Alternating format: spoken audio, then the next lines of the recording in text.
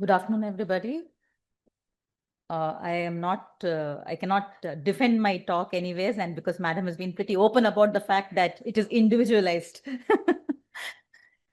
As Madam said, the treatments are individualized, customized for a patient. We have to prioritize the patient's need. So I do have a little preparation that therapeutic keratoplasty is the last resort.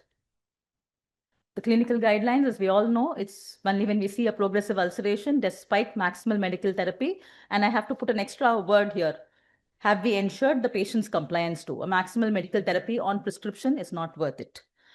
Reserved for corneal perforations or impending perforations. So these are the points that I will be discussing to justify the fact that TPK is the last resort.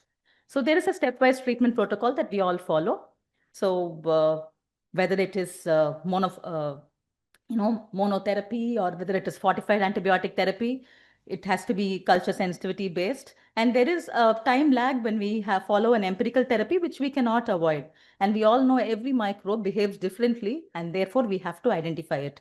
And with the current situation where there is so much of resistance evolving, there is moxifloxacin resistance, which was observed in more than 33% of Staph aureus and 72% of MRSA cases, then we are still clinging on to moxifloxacin forever. No, we need to change. So we have a stepwise protocol so that before we make a step in, decide on therapeutic keratoplasty, we have to work on other uh, drugs in our armamentarium.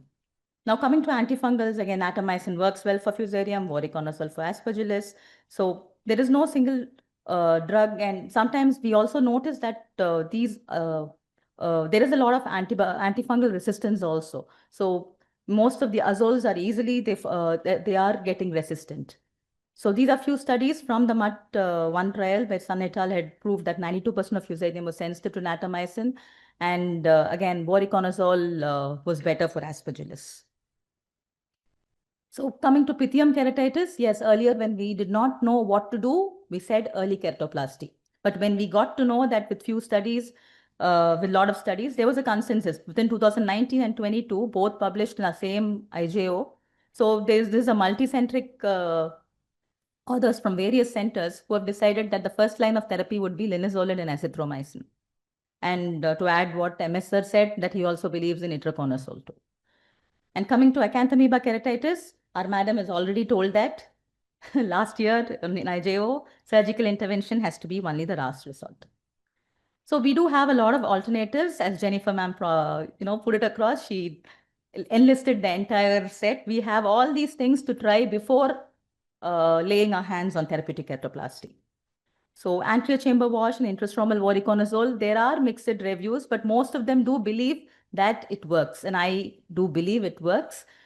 These are few of the studies which are in favor of intrastromal voriconazole injections. PAC-CXL, of course, there are a lot of articles based on this. There are a lot of mixed reviews. There was one meta-analysis with 46 studies which said that adjuvant PAC-CXL is better, has a quicker resolution of infiltrates, works better for bacterial than fungal. And Dr. Hafezi et al. Has also shown that when you increase the fluence, things are better for a mycotic keratitis. But it needs further evaluations. Again, Rose Bengal PDT, madam has evaluated, has explained about it pretty well, but still it continues to be an adjunct therapy in the armamentarium of infectious keratitis treatment. Then these are other alternative treatments to save the globe integrity. Tissue adhesives, conjunctival flaps, tenonplasties, AMTs are still in our play before we think of a donor cornea. So complications of keratoplasty, I think I should just skip this because madam showed amazing photos and what and all can go wrong with a keratoplasty. But I just wanted to insist on one fact that everything is not as utopian as madam's post-operative photos were, because we do not get amazing corneas, optical grade keratoplasties for therapeutic keratoplasty. Most of our therapeutic keratoplasties are corneas from donors who are more than 70 years old, and they will not have a good endothelial count and they cannot sustain to be clear after a month also. So most of us, if we see a failed graft and a scarred graft, we are very happy because we have aimed it at therapeutic success and not at visual success. So it's just a fact that I want to say all keratoplasties can have any of these complications, and it's just of a higher risk in a therapeutic keratoplasty. And therapeutic keratoplasties, invariably, nothing is less than 8 millimeters. So it is usually in a 8 millimeter, 9 millimeter, or 10 millimeter cornea that we are transplanting, and everything is a large graft. And I have to make a special mention on secondary glaucoma because there is a time interval that we are not able to monitor these patients whether their glaucoma, whether they have glaucoma or whether they're, because we are not able to visualize their disc, we are not able to document the IOP. And after a period where a patient has a therapeutic keratoplasty, has a failed graft, there is a 6 month or an 8 month waiting time before an optical grade KP is done. And within this time, are we sure that there is no glaucoma? Nobody knows. We have all have faced situations where we've done optical KPs for our failed grafts and seen that they have a 0.9 cup, which we somehow have missed, and we have failed to keep the glaucoma under check. So I look at this as preservation of practical vision. So who are the patients who develop corneal ulcers?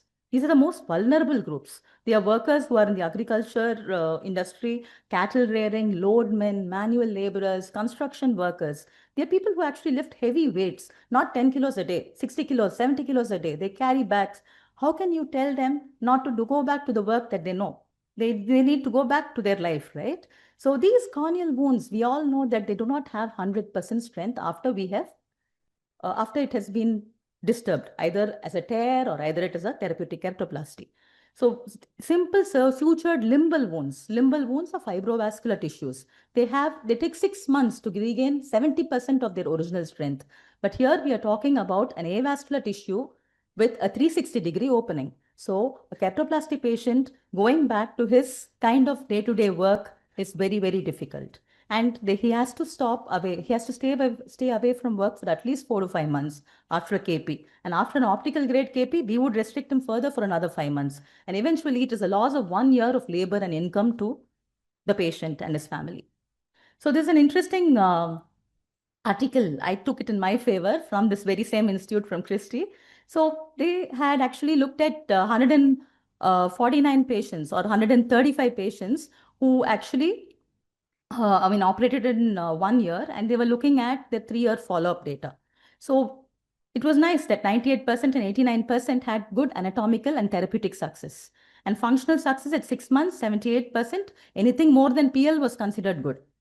So, but at a 3 year time point, they had data only on 32 patients. Out of 140 patients, 135 patients, only 32 patients were still following up in the hospital, and of which only 11 patients had a clear graft, and of the 30 patients, only 21 patients could undergo keratoplasty, an optical grade keratoplasty, and none of them were above the age of 60 years.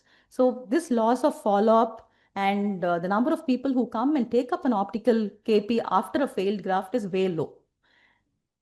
And this is also a multicentric Asian study which showed that nearly 40% of the cases were lost to follow-up after a therapeutic keratoplasty.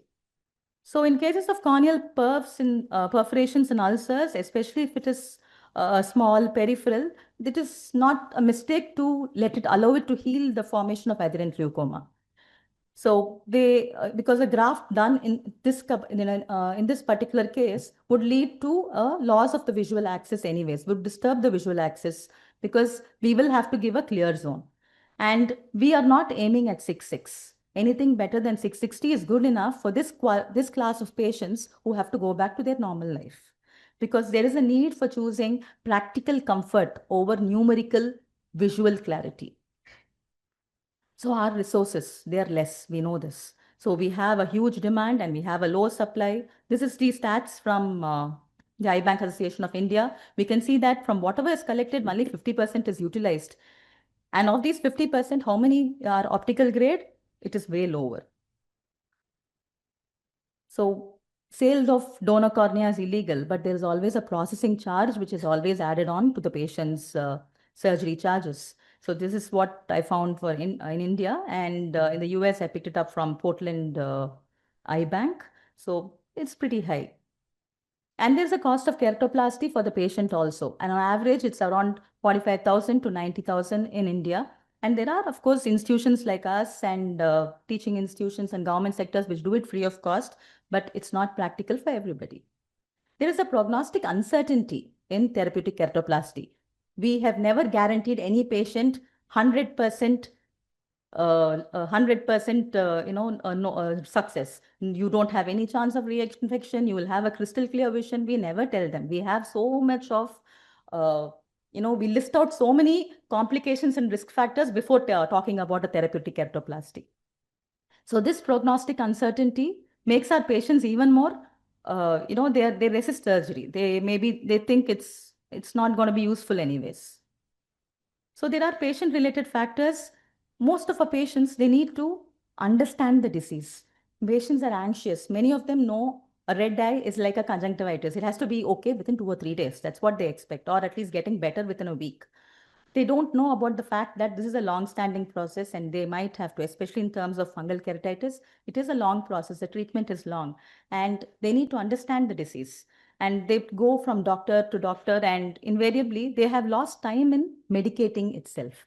So we are talking about early medication. Our people are so used to actually using drops only 4 or 5 times a day. That's our post-op regimen too, right? Like 6 times or 4 times, or that's the way it goes. An hourly regimen, many people even don't even understand what an hourly regimen in when they're awake. So when I go and tell, you have to, as when you wake up at 7, you go till you're sleeping, it's an hourly regimen.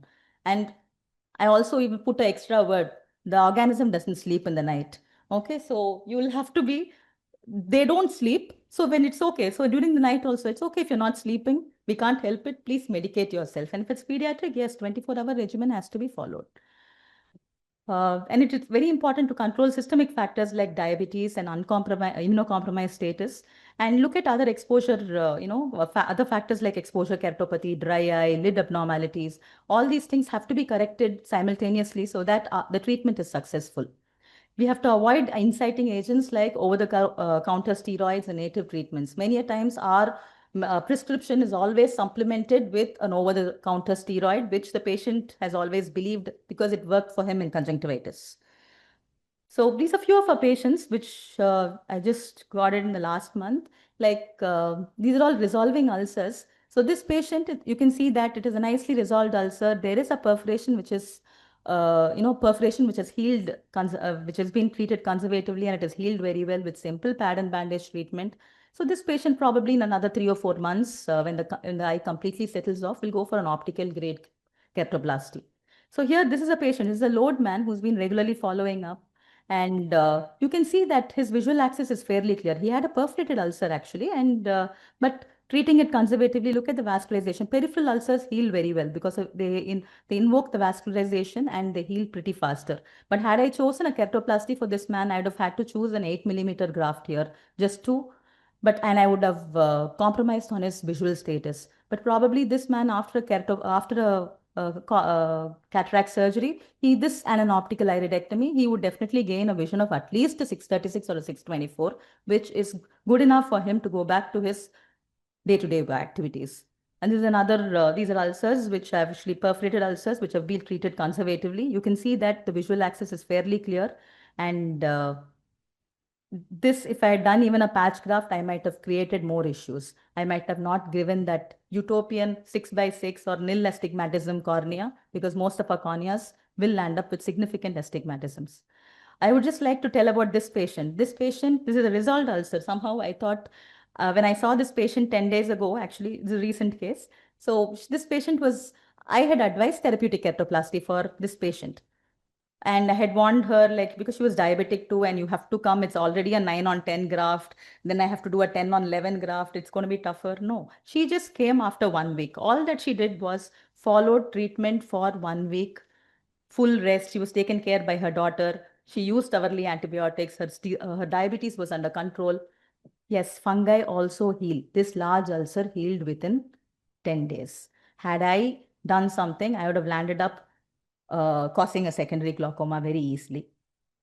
So in conclusion, I just want to say that therapeutic keratoplasty is like our Brahmastra.